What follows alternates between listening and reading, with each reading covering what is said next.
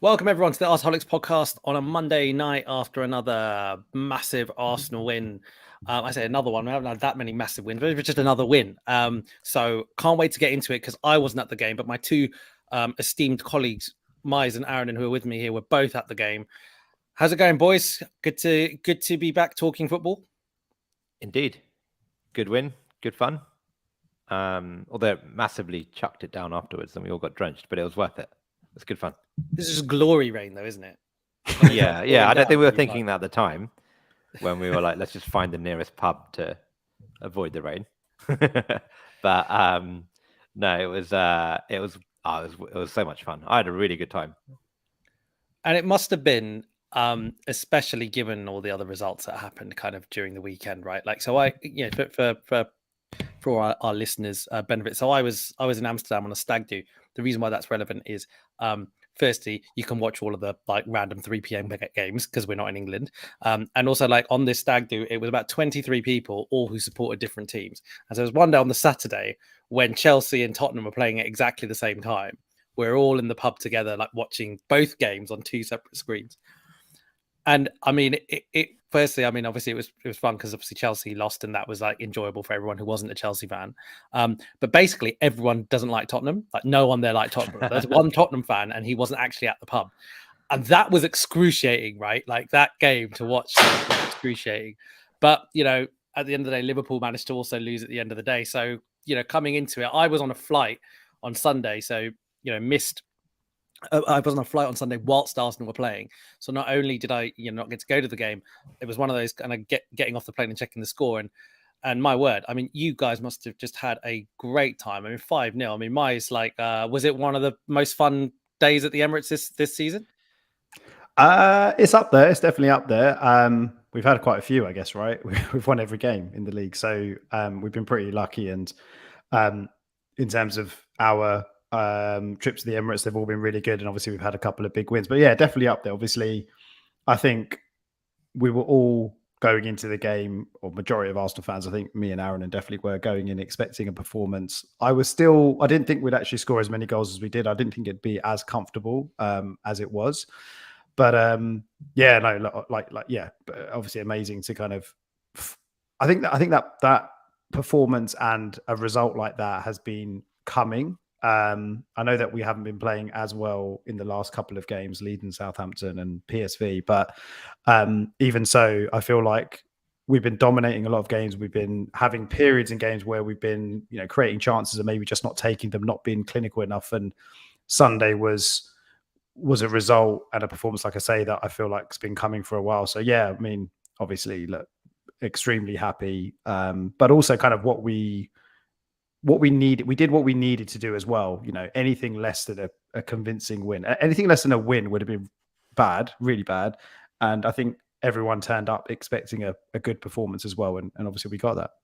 Yeah, because there was quickly, I thought it was going to be a very tight game. I think you did, Miles. I think you, Raj, to your credit, you predicted a 4 or 5-0, I think, in the last six. So well done you.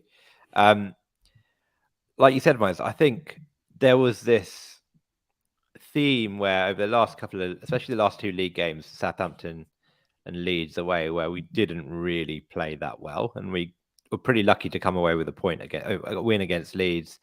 Southampton, depending on how you read the game, a few things could have happened, but they scored with any chance. We got a draw, but we didn't play very well in the second half. And I think if we had played, like you said, anything but a win would have been a disaster. But even a poor performance again, and then people would have been like, this is a blip. Like, we've dropped our level. Things are getting worse. But so to come away with a 5-0 where against a team who are showing a bit of an uptick in form, I think sends a message and just allows us to reset a bit ahead of this little running coming in. Because does that, the kind of anxiety, the slight anxiety that came, as a result of the fact that we drew against Southampton and lost to PSV. Did you feel that in the stadium, guys? I mean, we're like, at kickoff around the start. I mean, I suppose we scored very early, but before we scored, was there anxiety? Did you find in the fan base? I didn't pick up on any. No, not really. It felt like another home game, to be honest. Like I said, I think people turned up expecting us to do what we did. And, we were saying after we drew to Southampton, I know we didn't record after PSV, but after the kind of disappointing result against Southampton, you're looking at the next fixture in the league and you're kind of like, if you're going to pick a fixture, this is the one you want. So I think going into the game and in terms of kind of fan mood in the concourse, in the stands at the start of the match, it was just as positive as it's been for any other game, and the atmosphere was rocking again. So no, I didn't pick up on anything, to be honest. And again, like all I've seen of the game are the goals, and I'd love to talk about Gabby's first goal, well, his only goal in a second. Leading up to that goal, were Arsenal doing what we normally do, Aaron? And did we start really well? Was it kind of, did it feel like a goal was coming? Yeah, I mean, I think that was it must have been our first chance of the game. That we scored in 5 minutes. I think. Yeah, so it was very early. We got set pretty quickly. We always start well, right? I think this season we've been a very quick starting team. And no, I think it was just a combination of that, all those players. Saka played really well when he was, in those first 15, 20 minutes. Got a few kicks actually after the goal. And maybe we'll talk about that in a bit. But generally, I thought it was a great ball in. Martinelli made a really good run across the box. And yeah, just really surprised to see him finish that way, because I don't think he scores a lot of headers. And it was good. It was, yeah. I mean, it's not the most scientific. Was it the other end? Yeah, it was good. Did we attack? It was at the other end. Yeah, so it was at the clock end. We were attacking the clock end as usual. And then, yeah, from then on, I think it was just for the entirety of the game, they struggled with our movement, right? And teams do with that front three, front four of Partey. I mean, Odegaard, Saka, Gabriel Jesus, and Martinelli, with Partey behind and Xhaka a little bit wider. That works really well. And I think all game they struggled with that combination of players, or, when Saka went off, Nelson came on and he did pretty well, I thought, as well. But it just goes to show that we talk a lot about Jesus and him not scoring and him not doing enough. But I think generally he has, I think, quite clearly made everyone better. And actually, we don't have a reliance on a central striker for goals at the moment anyway. And if we can keep Martinelli and Saka and everyone else just chipping in with goals regularly, the need for a 25 goal a season striker is diminished. So it's just really good to see these young players chip in with goals regularly. Yeah, it was. I've watched that goal back plenty of times. I've watched it over and over. It's actually one of my favorite Arsenal goals for a long time, and I'll explain why. Like, it just, so there's lots of goals that we score that we've scored this season, and I love the variety of the types of goals that we've scored, and some of those are good goals. This goal for me was so elite in every way. It was a goal which I think it doesn't matter who we were playing against. It doesn't matter that it was Nottingham Forest. That we would have scored in that situation, because if you notice all these little details, when Martinelli's knocked the ball back out, like he's played that kind of crossfield pass to Saka, he's made this diagonal run, which, and it's basically in between. During this run, he's basically gone in between 6 different Nottingham Forest players. There's no one at this point. There's no Nottingham Forest player at this point who probably thinks they need to go get him, or that it's their responsibility, because they'd just be dragged completely out of position, and they're also probably watching the ball. And Saka's pass is a pass into space. It's basically a pass where he's gone, I know he's going to get there, and we've rehearsed this, and we get this, and we're on the same page. And he's just pinged again, like a head height diagonal ball, where all those all those various defenders are going, that's not really mine. And I don't think they've even really sensed where the danger is. And all of a sudden, you've got Martinelli who's like just running across, and it's a like Suarez, Aguero type of goal. It's just a sprint, and he's just hit it. He's met it so well. Like, the defender's got no chance. Who's going to pick him up? That's basically no one's responsibility. So, like, I mean, I was, when he scored that, honestly, when I saw that, I mean, I was thinking about you, Aaron, because I was thinking about how you were saying this was going to be Martinelli's breakthrough season and stuff. But I loved it. I mean, my, like, just, the quality that guy is showing this season, it's incredible, isn't it? I mean, he's taken it to another level. If you think about the players in our team that's taken it to another level, there are a couple. He's definitely one, right? Yeah, and I mean, yeah. I think you summed the goal up perfectly, described it perfectly, and it's kind of mad to think with Martinelli. Kind of obviously he's come out of nowhere a couple of seasons ago when we signed him. He was a complete unknown, and the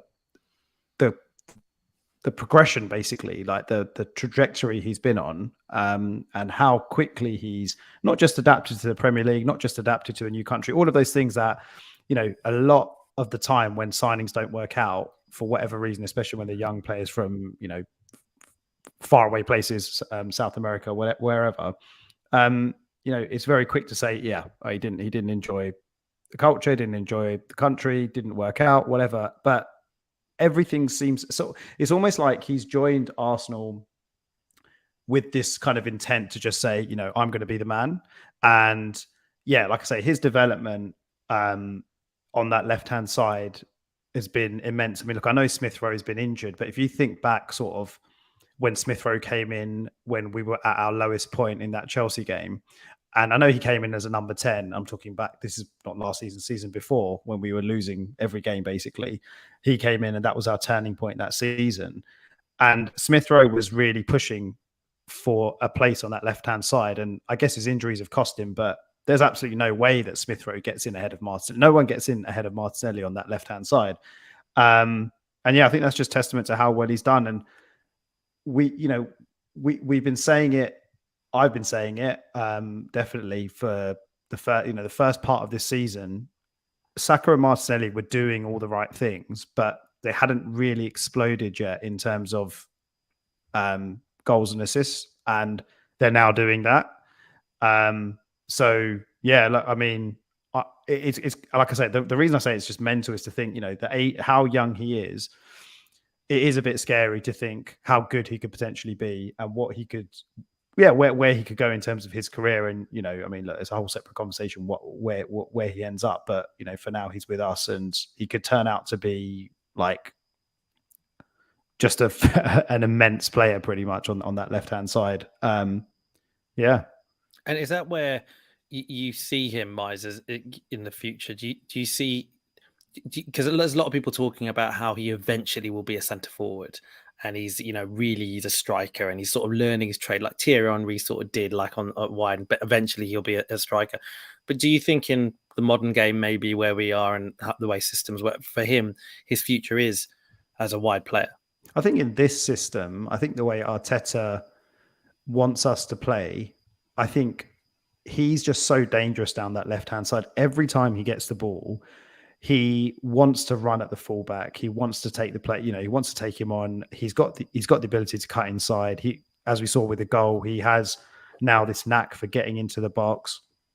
He just seems to be so effective and dangerous down that left-hand side. So for now, I can't really see any reason for that position or his position to change. Who knows? Like longer term, potentially. Obviously, he seems to have all the attributes. His finishing is really improving as well. So he's obviously got the attributes. But just because he's so direct, he must be a nightmare for any fullback to have to deal with. And I think he can really exploit his strongest attributes down the flank, down the left-hand side at the moment, I feel. So yeah, I mean, who knows? Maybe a striker in the future, but I can't see that happening anytime soon. Aaron, do you think this is why Tomiyasu's seen more game time as a left back? Do you think Arteta is basically saying, look, Martinelli's basically exploding at the moment. If he's, the more we can just keep him in the final third doing whatever the hell he wants to do, it's just an absolute nightmare to defend against. Maybe I take away a bit of his defensive duties and just instill a more defensive left back. Do you think that could be a factor? Yeah, I think it's super interesting, the Tierney subplot of this season, where at the start we were like, is he first choice? Is he second choice? Now we're like, is Tierney third choice after Zinchenko, if and when he's fit? I think it's about fit for the system, fit for how everything comes together, the opposition, the way other players are in the system, like you say, Raj. With Martinelli, I think when you bring Tierney on, he gets into spaces that mean that we get less out of Martinelli. Tomiyasu is a bit more similar to Zinchenko, although I think they're sometimes quite different players. And I think whilst Tierney adds a lot, and I'm a huge fan of Kieran Tierney, I love him. I think in this system you lose a lot. I think probably I think you can probably play that Smith Rowe and Tierney together, and then if you don't play that, you end up instead doing Tomiyasu or Zinchenko and Martinelli. And like you say, when Martinelli's flying, that whole front three, front four just works and clicks and intertwines so nicely with each other. The last thing you want to do is mess with that by changing your choice of fullback to destabilize Martinelli. So yeah, I think Tomiyasu is now the understudy to Zinchenko. I think when Zinchenko comes back in, he'll probably do more and help us get that extra 1% out of everyone on the team. Yeah, but I do feel for Tierney. It's a bit unfortunate for him. Great. I mean, just switching back to the wingers topic again, Chan in the comments saying, I personally think that Martinelli has a higher ceiling reach than Saka. I mean, it's going to be something that I think a lot of people are going to debate this season. We should mention that the ball for the goal was an incredible ball as well. I mean, that's two players just in sync, and that's Saka going, I'm going to put a pinpoint ball into this space and he's going to get there. I mean, it was phenomenal. Before Saka went off injured, was he? Did you feel that he was playing very well? And what actually happened? Again, I did not watch the game. What actually happened with the injury? Was it a bad challenge or what was it? So I think in the first or second minute, literally, pretty much straight from kickoff, first couple of minutes, he gets taken out. I think he gets a tackle from behind and he's down. And I don't know if that's what sort of initially caused the injury. And then I think Aaron can probably remind me, but I think there was like 20, 25 minutes in, maybe there was another. I don't actually think the second one was actually a bad tackle. I think he cuts inside on the edge of the box, and I think he's sort of about to take a shot, about to make a pass, and he just gets caught, and his ankle kind of goes underneath him, something like that. I can't actually remember, to be fair. I think you're right. I think it was the first one that did more. Like there were a couple of times where it looked like he got kicked, or I mean, from where we sit, it's hard to tell because it happened on the opposite side to where we're sitting. But there's a couple of things that happened in the first half, like soft, like nothing major, but he got kicked and got probably hit quite hard a few times. And it's hard to tell because he was only on the pitch for 15 minutes, but there seems to be a bit of a trend where the opposition just take lumps out of Saka and hope it works. And maybe it's an accumulation of the last 4 or 5 games where he just keeps getting knocks. But yeah, I think you're right, Miles. I think it was early on. I mean, he's obviously that kind of player, right? A tricky player, and similar to Martinelli, he's taking players on, and if a defender could get away with taking him out rather than having to actually deal with him properly and give away a free kick, they probably will. More often than not, until they get a booking. So I kind of, I mean, I'm kind of expecting him to get kicked quite a bit, and I think he stands up to it pretty well, to be fair to him. And he just gets up and gets on with it. But yeah, like on that point, there is an element of he's not really getting the protection from the refs that he probably should. Maybe that's a slightly biased view, but I think he's not really that far away, considering how many games he plays as well. And he's pretty much a mainstay in the team. He is a mainstay in the team. And the number of minutes he plays, I just feel like, it's that worry with him because, okay, fine, this injury might not be too bad, and hopefully it's not, and hopefully he's back for Sunday. But at the same time, you just feel like he's not. That it's not going to take much before he has quite a bad injury, or he just, it's something quite a lot more serious, which is a bit of a worry. And so you would like to see a little bit more protection from the refs, but yeah. It's interesting. I saw on Twitter someone say that Saka's actually quite good. They've noticed him being quite good at almost taking himself off. So when he feels like there is something, there's like a little niggle that probably, if he tries to play through, he's probably going to get worse. He's been quite good at taking himself off. And I think there's been a number of occasions where, seemingly Saka's gone off injured, sort of signaled and gone off injured, and actually, has managed to be back playing within a week, within 2 weeks, etc. So maybe, hopefully, this is just him knowing his body really, really well and being really cautious. I guess in our situation, we know that in the summer we were keen on Rafinha, so we know that there's appetite. for Arsenal to go in and buy a wide player. We also know that we got rid of Pepe. So, we've always kind of had this slight bit of anxiety around our wide players and the depth that we have. It doesn't help that Smith Rowe got injured. And with the right side in particular, injuries or no injuries. I mean, with the left side, as I said, with Smith Rowe, if he wasn't injured, that's some depth. But it has seemed on paper that the right side is where there's a concern, right? And Reece Nelson, I mean, he's not played in the Premier League at all this season. I think I want to say Marquinhos is, had slightly more minutes than him, maybe. And even if you add up the Europa minutes, we saw Vieira play in the Europa League on the right-hand side, I think, against PSV. So Reece Nelson coming on that early was probably a surprise to everyone, including himself. Aaron, just talk me through Reece Nelson and his performance, because fine, we've gone in 1-0 at half time, so we can kind of skip most of that. But post half time, Reece Nelson, or just his, forget what I've just said. Just talk to me about his performance overall, even leading up to those goals. Yeah, so I think when he came on, I joked with you, Miles, that I said he's going to get a hat trick, and we were like, well, what is going on? Because we could see him warming up and coming off, and I think that's Reece Nelson coming on, and everyone was like, what? And look, so these were his first Premier League minutes of the season. Despite this, I did hear that there were 2 people in Fantasy Premier League that captained him. I reckon they're bots, by the way. Yeah. Anyway. And actually, at half time, we went at half time 1-0 up. It wasn't, after we scored that first goal and the period between then and the first half, we didn't look great. It wasn't a disaster, but there were a couple of defensive mishaps in the, after the 40th minute where we looked like we just, lost concentration and the players had a bit of a brain fart moment. But yeah, at half time, there was a little bit of concern, which is is this going to be another 1-0 where we just struggle to hold a lead? And when Nelson came on, you could tell that, it sounds stupid, you could tell that he's not Saka, right? He wasn't actively taking players on. He wasn't running at them. He was very cautious with the ball. He got the ball out wide. He'd just square it back and play the easy pass back to Odegaard or go back to Xhaka. The players around him weren't sure, should I make a run to support? Should I attack? Should I leave him? Is he going to go back? And he looked, I don't say nervous, but he was playing it very, very safe, and he looked afraid to take risks.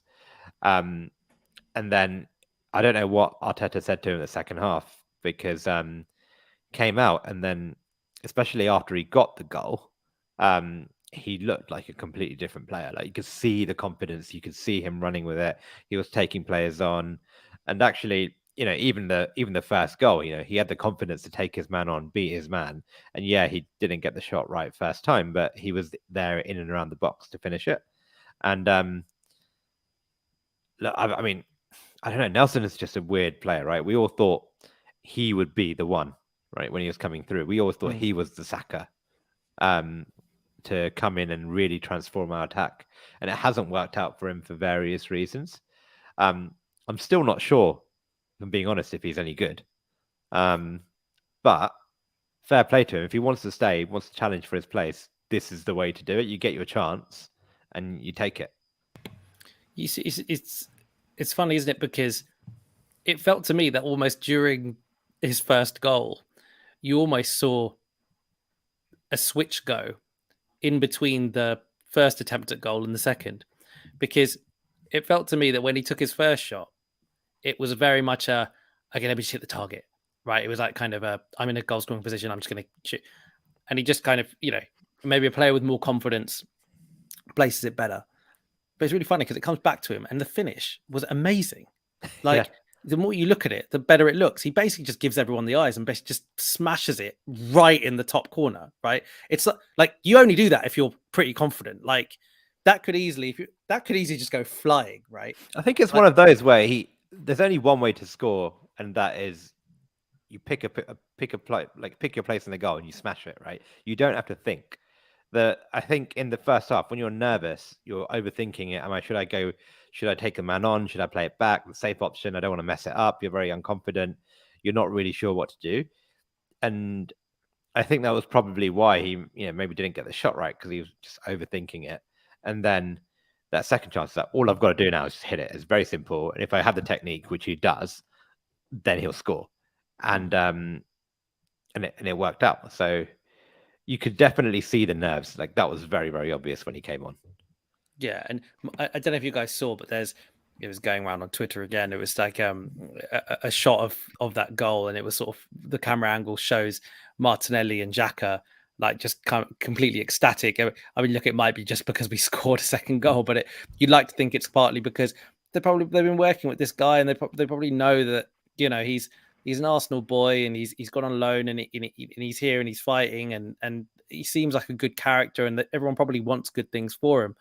And Mize, after that goal, I mean, to score another goal so quickly and then get an assist, I mean, he's equaled Sancho's numbers for the season in the Premier League. I mean, that's ridiculous. I mean, it's mad, isn't it? 2 goals and an assist. Sancho's had 10 games and this guy hasn't had a start, and he's just done it in one game. It's pretty phenomenal, isn't it? And so what did you take of the rest of his performance, Mize, after he scored that goal? Did you was there a feeling from you that you're like, well, okay, do you know what, actually maybe Saka has got quite good backup here? Yeah, this is the interesting thing, right? And I'm kind of with Aaron in where I'm still not sure about Nelson. It's not like you can take I can't really call it a cameo performance, but I'm going to call it that. It's a cameo bit, though, performance. It's a little bit. Yeah, a little bit. And say, right, we're kind of sorted on that side with Vieira and Marquinhos and him kind of or in those wide attacking positions. I think in terms of his performance for the rest of the game, like you say, he just seemed to flourish after scoring that first goal. It was almost like the ball hit the back of the net. There was this kind of, his celebration wasn't even that kind of crazy, if you know what I mean. It was more of a like, I don't know. I felt like there's an element of relief from him. Like, he's been at the club for such a long time. He's had injuries. He's been sent out on loan and come back and played under different managers, and it's just never really worked. And there was almost a moment, it just felt like there was just a moment of, not so much that he's arrived or anything like that, because it's obviously way too early to say that. But I don't know. It just felt like, from that moment on, he kind of shackles were unleashed a little bit. Where, as Aaron has said, he came on and he wasn't all that confident. And as soon as he's got that goal, he seemed to be able to play his game. And his game is obviously quite similar to Saka's, right? He's one of these, these players that like to try things, like to take defenders on.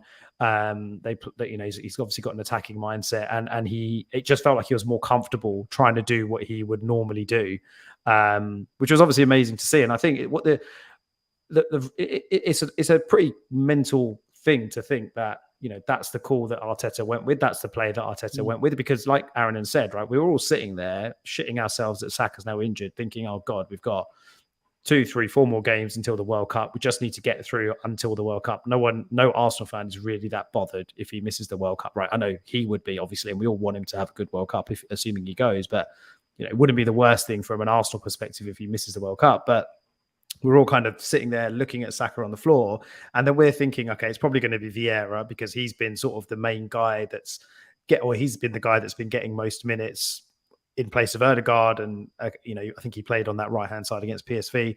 Marquinhos has had a few, like you said, Raj. He's had more minutes, and to see Nelson was kind of crazy. And I think that's, again, it's another call, it's another decision, should I say, that we need to give Arteta credit for, because it's paid off, and he got his couple of goals and he got that assist, and the second goal was obviously crucial, because at that point, who knows where we go with a 1-0, what happens with the game. But Arteta, there was no expectation that he was going to bring him on. So, I think that's, praise should go towards Arteta, or should go in Arteta's direction for that. And, for me, I just hope that he now becomes a player that we can rely on, because last week when we played Southampton, we were kind of moaning about the impact from the subs, or the lack of impact from the subs. Nketiah, Vieira both had pretty bad games when they came on. So if we now have an additional player in the squad that we can call upon, because we are lacking in those attacking areas, when we need a goal, 20 minutes, 30 minutes to go, then fantastic. It's what we need, right? So yeah, let's see what happens with him. But it's promising. But I think it's probably it's obviously it's too early to say that he's now Saka's backup, as it were. I'm still not sure that's necessarily the case, but let's see how he does when he gets some more minutes. Yeah, just quickly, like we've seen this, but we've seen a lot of these false dawns, especially last season with Pepe. And I did think about this. Where I was like, we see Pepe come on, and he has a really good 25 minutes or even a half, where we think, all right, this is it. Like, just kick on and just show everyone that you can challenge for the first team, right? And I'm not saying I think Nelson's probably a little bit further away in terms of raw ability compared to Pepe, but he's more than capable of challenging if he really if he puts a shift in, and he will get games and he will get minutes in this team. And with the Europa League, with the cups, with just the fact that the only alternative, there is no direct alternative, like you said, to him in that position, at least until January. So we need these players to start taking their chances and just actually challenge, because there's a big drop off in terms of goals, assists, and just consistency with anyone outside the first 11 at the moment. Yeah, agreed. It's interesting your contrast with Pepe. I would almost say that Reiss Nelson, it seems like his whole kind of Arsenal career so far has been someone who, it wasn't the ability that was lacking for whatever reason. His ability to apply it in games and do it consistently has been a challenge, because that's been a challenge seemingly when he's been abroad as well. I remember at Hoffenheim, I believe it was Hoffenheim that he was at, right, where he it was Hoffenheim, right? Have I got that right? I think so. It's Hoffenheim then Feyenoord, right? I'm making that up. Yeah. So I was thinking about in Germany. Yeah. So because I remember, when he was there, and immediately I think it was his first. He came off the bench and he scored, and I think he scored the next game, and it was like right. And it was just that consistency that he wasn't, not able to do at the top level. You need that. He's very lucky. He's got Arteta, who's a very good coach for wingers in particular. We saw that at City. So he's got everything in place to do well. I mean, like you say, let's hope it's not a false dawn. But moving on from, players who are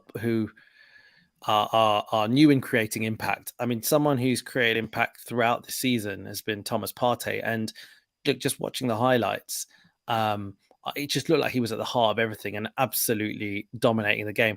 I know it's Nottingham Forest, and this is the team at the top of the table playing at home to the team at the bottom of the table. So you expect their, I suppose, star defensive midfielder to have a decent game. But bloody hell, it looked like he was everywhere. I mean, Miles, talked to me about his performance. Obviously, his goal was, lightning does strike twice, doesn't it?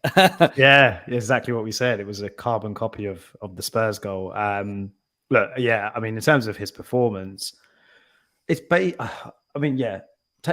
take the opposition or the level of the opposition out of it. I mean, it's still Premier League level, I guess, but take the fact that it was Forest out of it.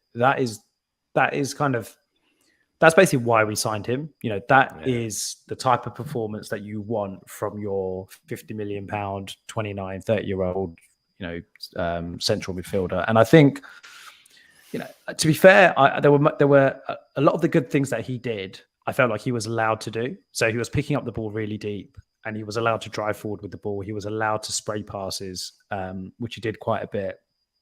And against a better team, he'd probably be a little bit more restricted, i.e. a team that's going to press us a bit higher. Forest didn't do that at all.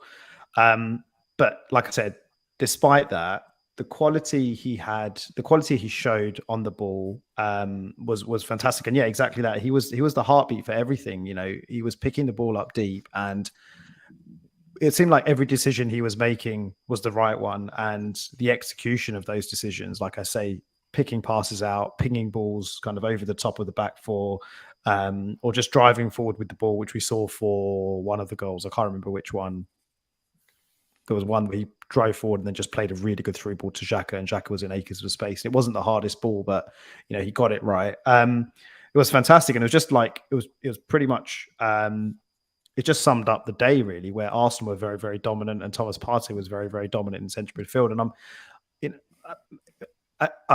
again against a team like Forest, he was able to show those qualities. And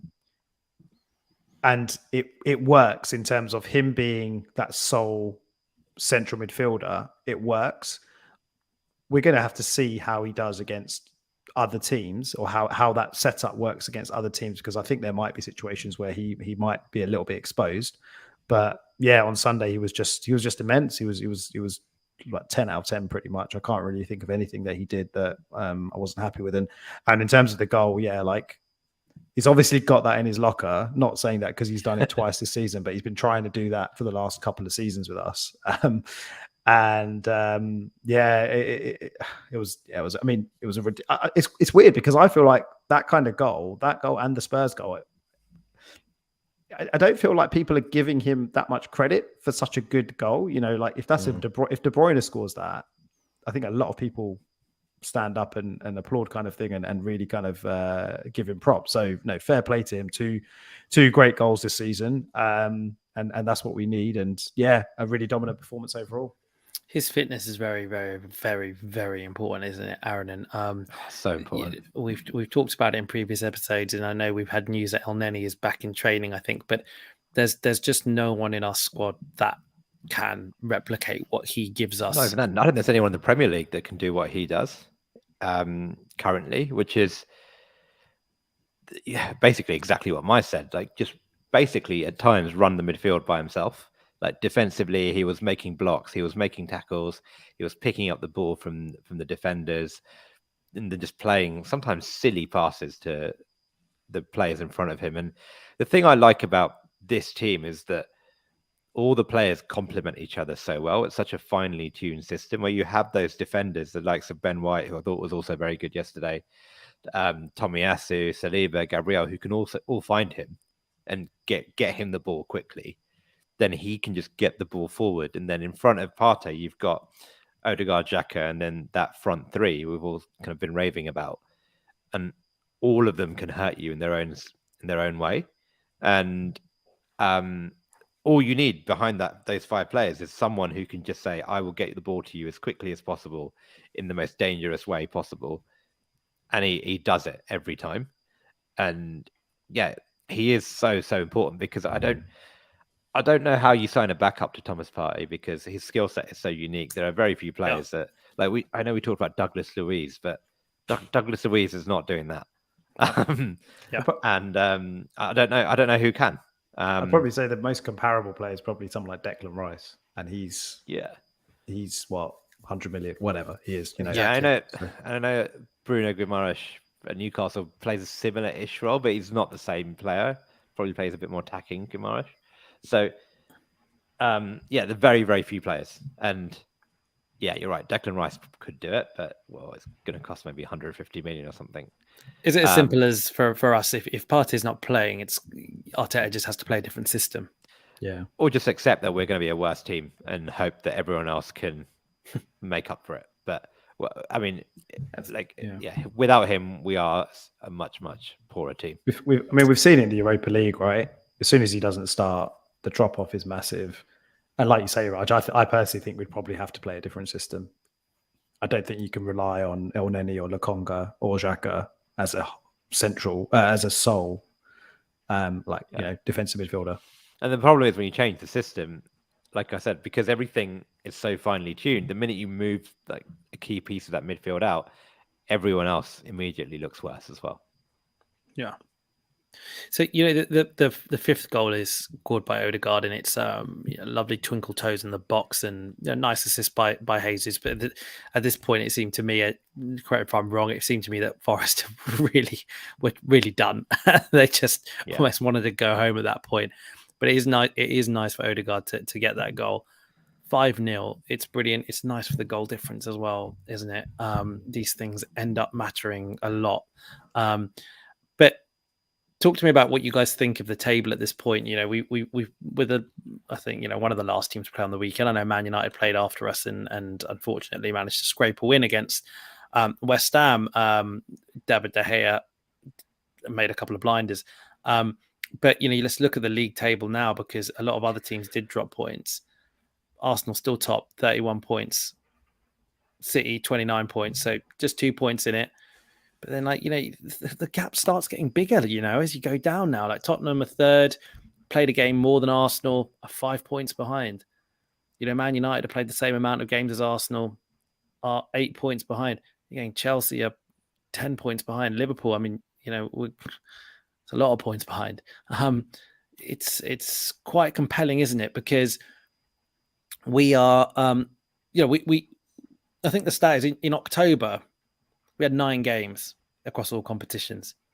We won 7, drew 1, lost 1. The one game that we lost is an away game at PSV where we played a half of our team, I mean, Miles, that's impressive, isn't it? 9 games. It is. Wins, 1 draw. And everyone said leading into this or going into this period, this is the period where our thin squad will struggle.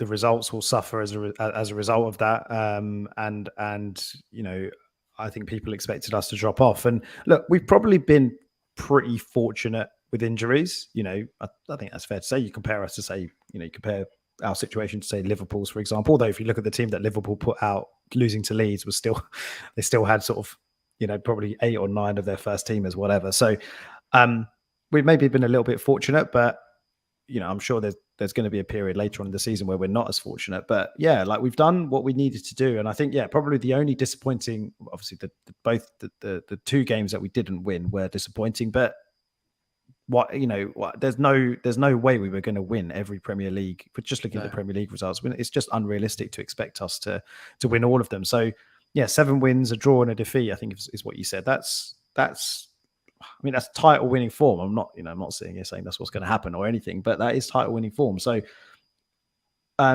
don't know if you're asking me kind of like what that means for the rest of the season. But... just I guess reflecting at this point, it's just it's nice to win when other teams aren't winning as well, and it's just that those gaps that are opening.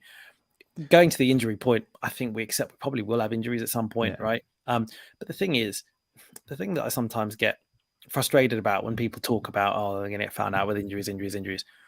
Teams who do well always need luck with injuries. Yeah. Like, I don't know when you can remember a time. You have to go back to.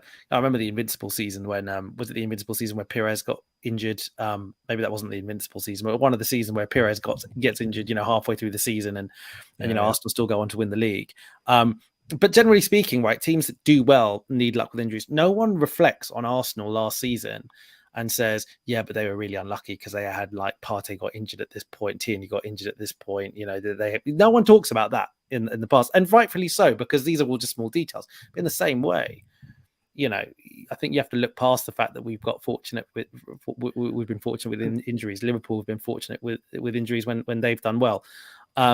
Look, I think credit where credit's due. We're playing well. We all accept we probably won't win the league, but you know what? Like in the attempts in the search for top 4. I mean, this is good value, and we've probably given ourselves a little bit of protection, haven't we? 31 points already is. I mean, I don't know what the word is, but yeah, very, very good. Basically, it's a lot of points. It's a lot of points. 31 points at this stage is very, very impressive. So, yeah. Absolutely, goals scored 30 goals against 11. It looks really good. That really did help with the goal difference, because we now have the second best goal difference in the league, which I think is really, really good. Now look, we've got two very different games coming up, but the Zurich game at home on Thursday, it's now kind of more important than it could have been at one point, right? So we're playing Zurich. I think the situation is fairly clear. We win, we finish top. We don't win, we might still finish top, but we might not if PSV go out and win. So we really need to win if we want to finish first, basically, and the future in our hands. Now, on paper, Zurich are the worst team, I think you'd probably say in our group. So at home, we've just won 5-0. The feel-good factor is sort of back. You would, if putting money on it, I think anyone would probably put money on Arsenal to win. But then we probably got to factor in what Arteta is going to think about when he has the Chelsea game upcoming on the weekend, and whether he needs to rest players or not. Aaron, what do you think? Do you think that Arteta is going to go into this game and confidently play a bit of a weaker team and feel like he's still going to get the win? I think you can, assuming that you have enough on the bench just in case. I think actually like players like Reece Nelson having a good game mean that actually you can just play Reece Nelson again on Thursday and say, look, just go and do it again. And as always, there'll be a bit of balance because we don't have a complete second string 11 that we can roll out. There will always be some players that need to play from the first team, and he seems to rotate those. I hope Saka doesn't play because even if he is fit, just save him. And I can't remember who played last game. Who started? I think maybe Xhaka started the last game. I can't remember. So he will rotate a little bit, but Mice didn't like it when I said this before the game. But I said these two games, Forest and Zurich, are probably the two easiest home games, the two easiest games of the season on paper. We're playing the bottom team at home when we're top of a Premier League, and we're playing the bottom team at home when we're top of our Europa League and they're bottom. We know we have the propensity to mess this up and make this difficult, but these two games are as easy as they come. So, if you're going to play your second string, this is when you do it. This is when you rotate. And this is when you should have the confidence to just say, we should be better than them. And also, PSV are away at Bodo. We know how tough that game was. Maybe they might even drop points. And look, you know what? I know we want to finish first and we want to avoid those extra 2 games. But it's not like if the worst happens, it's not like we're out, right? We're through. And there is that little bit of a safety net to say, look, just play the second string. You have enough there to bring it to change it on the bench if need be. Worst case scenario, we're still through, and we just have to navigate that extra tie. Although I would, to be clear, very much rather we didn't have to play that extra tie. Because with a thin squad, that extra tie against probably a half decent team is going to be really annoying, isn't it? Yeah. So you think about that in terms of long term. You go the extra mile now to avoid an extra 2 games. It's a huge reason to try and win it. But we should. There's no reason why we should not win on Thursday. Mice, do you think is it because there's a part of me that was thinking that, well, if Nelson starts against Zurich, it might tell us quite a lot about Saka's fitness, because if Nelson does start, then maybe it might indicate that actually, Saka is going to be fine to start against Chelsea. But, maybe if Arteta's worried about Saka's fitness, he may not start Nelson, start Marquinhos instead, or start Vieira instead, because, the worst thing would be for Nelson to also pick up an injury in this situation. But then at the same time, I was thinking, when you and I had the pleasure of going to see Arsenal away at Chelsea last season, we know that Arteta sort of changed up his tactics and did a few different things, and I think sort of played 3 at the back, moved to 4 at the back, constantly moving stuff around. So maybe actually, thinking that he'll just go with the same system is wrong anyway.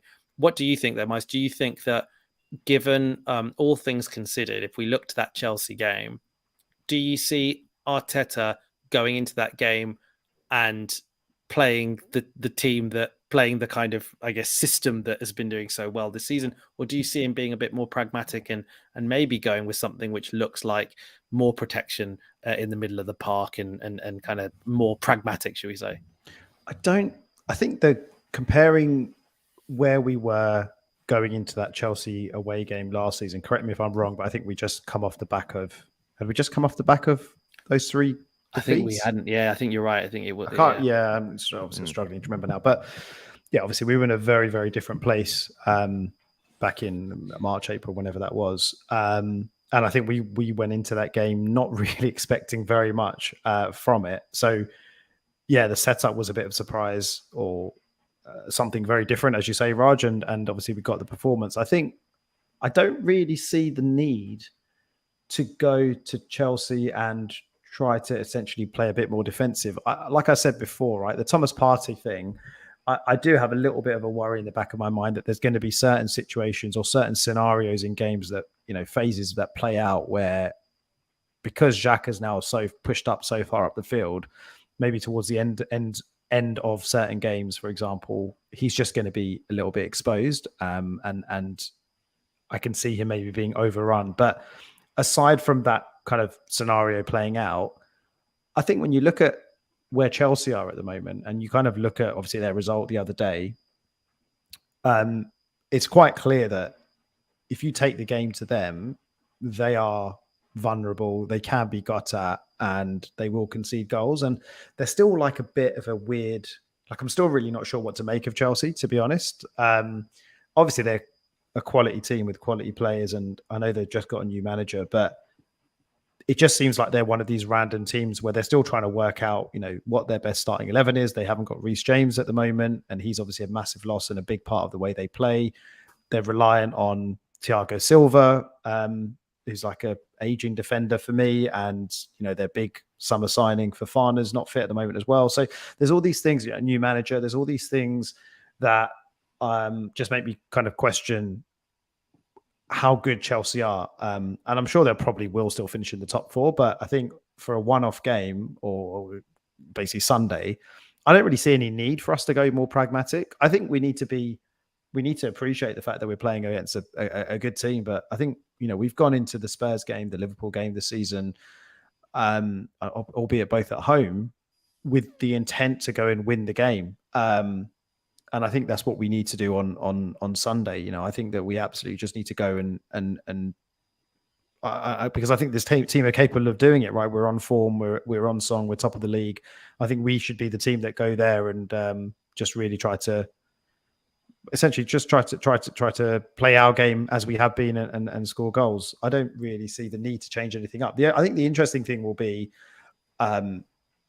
I would assume that he goes with I think he'll just go with the same team that started against Forest. Even if Zinchenko's back, I think he'll still play Tomiyasu.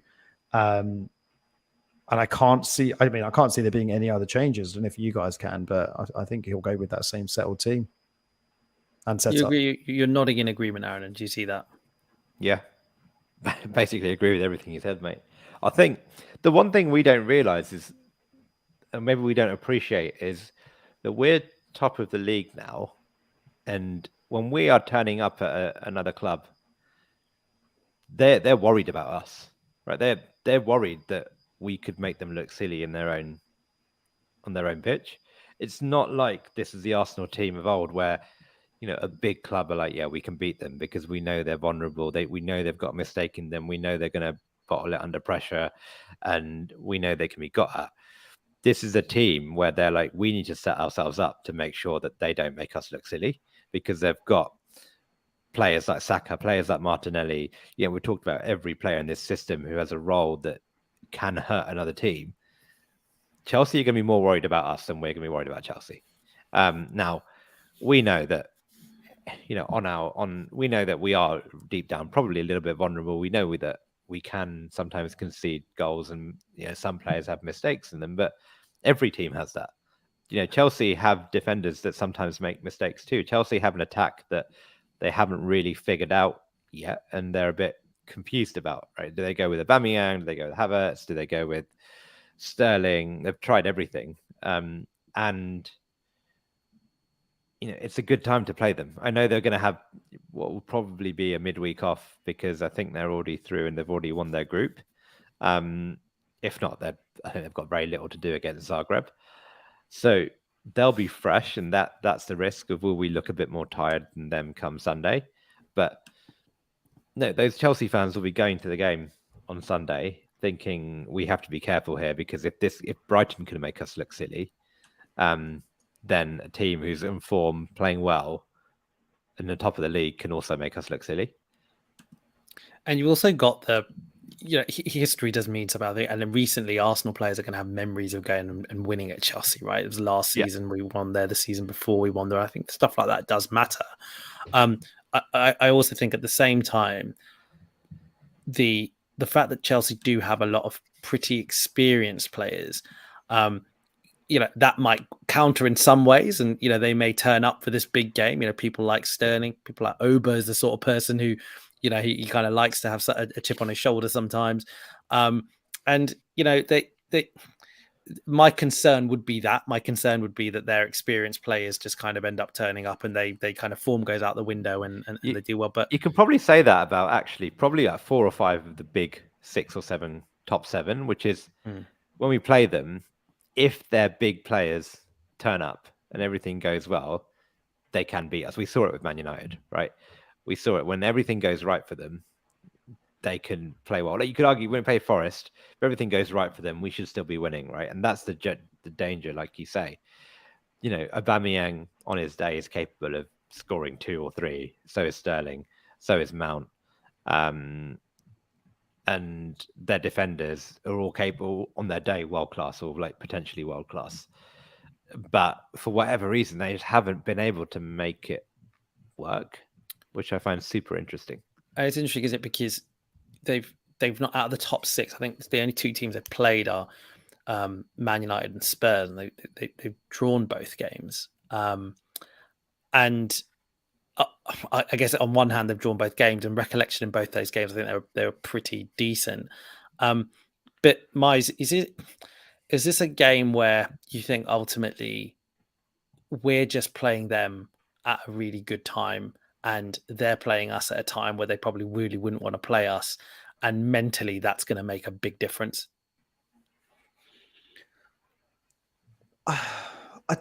I don't know necessarily agree. I don't think I necessarily agree with that, to be honest. I mean, look, Chelsea-Arsenal is always just a massive game, regardless of where both teams are in the league or whatever their current situations and positions are. So I kind of look at it more as they'll probably look at it as, you know, London derby. Arsenal's always a big game. They're at home. They're coming off the back of an awful result. As Aaron has said, I think they can basically they could just rest everyone midweek. Whereas we can't. And I think they're just going to come into the game with a bit of a point to prove because they're coming off a bad result, and just because of the fact that it's a big game, and they need 3 points. They need 3 points because they're obviously in this, as we probably are, you know, a Champions League or top 4 race. So I'm not necessarily sure I agree with that. And I think they've like you guys just touched on, probably kind of repeating what you've just said, but despite maybe a bad result at the weekend, they've obviously still got some ridiculously good players, and their squad is, I know they've got quite a few injuries, to be fair to them, but they still have, despite that, a very, very strong squad as well. So I think they're going to come into this. I think they'll come into the game with an intent, not so much an intent, but I think they'll come into the game, you know, like you'd have, even if it was the other way around, let's put it like this, if it was the other way around and Arsenal were kind of coming off a bad result, but we had a home game against Chelsea, we would, as fans, be demanding Arsenal turn up to that game and almost try to put things right. And I think that's just how they're going to come into it. And they've obviously got the quality to hurt us, right? They've still got some very good players, like I say. And I think the Oba thing is a bit of it's not really being talked about yet because obviously Sunday's still a while away, but that like it just feels like there's like our ex-players always come back to haunt us. And I can completely see, you know, I don't know if he's going to start or not, but I can definitely see a bit of pain, and I wouldn't be surprised if he scores against us or does some damage. So yeah, he's got a decent chance of starting, hasn't he? Because Havertz has not really been at the races, and I know that I think he scored the goal against Brighton, I want to say, but actually also just, you know, was relatively ineffectual. I know, you know, watching the game with Prash, my friend Prash is a Chelsea fan. He was just really, really articulating how much he feels that Havertz has been a bit of a letdown, really, and the need for them to kind of, you know, have a striker who's going to. He's not really a striker, though, is he? I was just going to say, you know, his position is a bit unknown, but yeah, that's why they bought Aubameyang, though. I thought, you know, they probably bought Aubameyang because they thought they needed a striker, an experienced striker. Yeah, and they've got Broja as well. I mean, I mean, look, I feel like Oba will start, and it will be interesting. The thing is, it's also there's another massive game on the weekend, right? Tottenham and Liverpool play each other. It has the potential to be an incredibly good weekend for Arsenal as well. If Arsenal beat Chelsea, at least one of those teams is going to be dropping points. But it's also, you know, what I like about it, that, you know, the situation that we've got ourselves into is that if we lose, it's not the end of the world at all, as long as it doesn't become a rut, right? You know, it's going away at Chelsea. I get the impression that the way Arteta is approaching games is to say, a win is fundamentally better than a draw. I'd rather lose and chase the win than play for the draw. And I feel he's reaping the benefits of that. We've seen the Man United game where he perhaps didn't, but I like the intent. He didn't settle for a draw. He wanted to go out there and win. I imagine he's probably going to do the same thing, to be honest. So, I agree with you both saying that you think that he's going to set us up in the same way. I agree with that. I think he will do that. The only thing, the only reason I can see him perhaps deviating from that is because he could think, well, this is what I did last season. I might as well just do the same thing again. And, that worked. So it's a familiarity thing.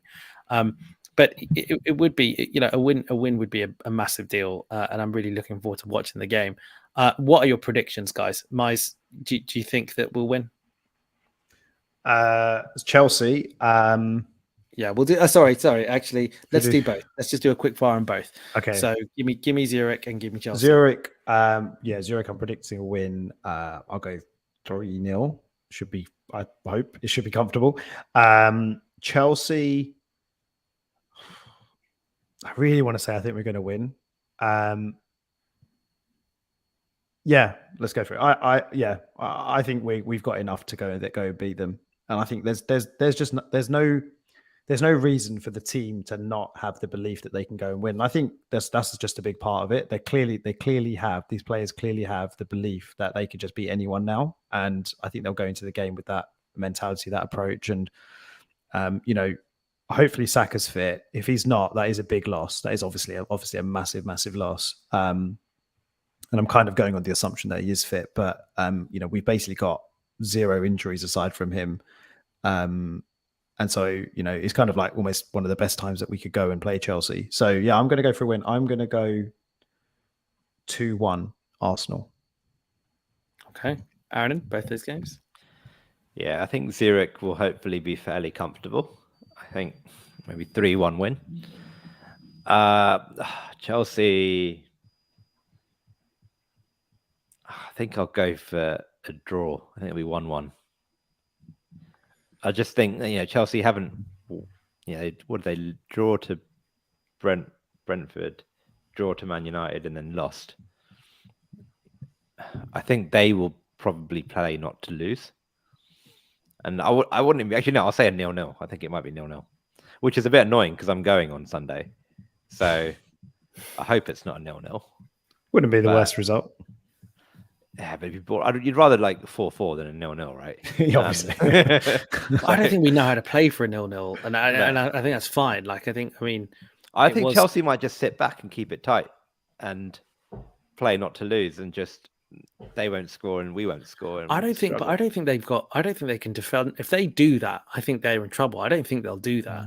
They haven't been particularly defensively proficient this season. No, they haven't. They haven't been that attackingly proficient either. They're just a team in transition that are still figuring their manager out, and the manager's still figuring the players out. I'll go 0-0. I can't imagine Chelsea sitting back at home. I don't think they'll sit back, but I think they'll keep it tight. Okay. And not take too many risks. Okay. I am. So I think we're going to win. I think we're going to beat Zurich quite comfortably. I think we'll just have too much for them. Because we've got something riding on the game as well, and we're at home. I think we're just brilliant at home. So I think we'll win 3 or 4-0. I'm just to be different. I'm going to go with 4-0. But I think we'll draw at Chelsea. I think it'll be a 2-2. I think Chelsea will really be up for it. I think they know that if they lose this, it starts getting a little bit tricky, I think, for them. I know there's plenty of time left in the season. There is plenty of time. And whatever the case, Chelsea or Arsenal, if either of those teams lose, they'll still benefit from one of Tottenham or Liverpool, or both dropping points. They'll still benefit from that. But I feel like Chelsea tend to be quite good at just staying in the game, having skin in the game, with the top 4 race and all that kind of stuff. They've got a lot of experience. I think that, and like you guys have touched on, right? We do have a mistake in us, for as much as as well as we play. And we saw in the Forest game, there are a couple of let-offs, with that Gabriel pass, for example. Oh God! I think but it's okay when you win 5-0, right? You don't even really care about it. But so I'm going to go with 2-2. I think it's going to be a high-scoring game. I think we'll play it. We'll have confidence because we'll have good memories. But I think it's going to be 2-2. which I still think I think it's a good result. I'm fine with that. Yeah, same. Yeah, Draw wouldn't be bad at all. Brilliant, guys. Listen, thank you. I think we'll leave it there. We've talked about a lot and a lot of fun stuff. So look, really fun week ahead. It's a bit of a role reversal on Thursday, isn't it? Because I'm going to the Thursday game, but you two aren't. So hopefully I'll have things to say about that. But I don't think we're going to be recording a review of the game. In particular, we'll be recording after the Chelsea game. So maybe we won't really have that much to say about Zurich. So fair enough. And Aaron, and we'll be getting all the insight off you about how it was to be at the Chelsea game, win, lose, or draw. I am jealous. Like Myers had a phenomenal time. Is it really? Never been to Stamford Bridge before, so I'm looking forward to that one. It's a really interesting stadium, like just really weird. I think we commented this before. It's a real mind fuck because it's just you're outside the stadium in a really bougie part of London, and it's a really interesting cross section of people. But yeah, look, have fun, enjoy it, stay safe. Mize, thank you for joining as always, mate. And everyone who tuned in, thank you as well. Please like, share, subscribe. Thanks for all the people who have been watching this live. Do appreciate it. And yeah, thanks for the support and have a good week, Gooners. We are still top of the league. We're still top of pretty much everything. I think we're top of the women's league as well. Oh yeah, women's as well. Still. I think like one of our under whatevers are top of their league. Obviously, if you're the Cronkies right now, you're sitting there thinking like you've got all kinds of golden touches, haven't you? So okay, cool. But anyway, let's talk again soon. Thanks, guys. Everyone, good night. Cheers, boys. Nice one. Take care.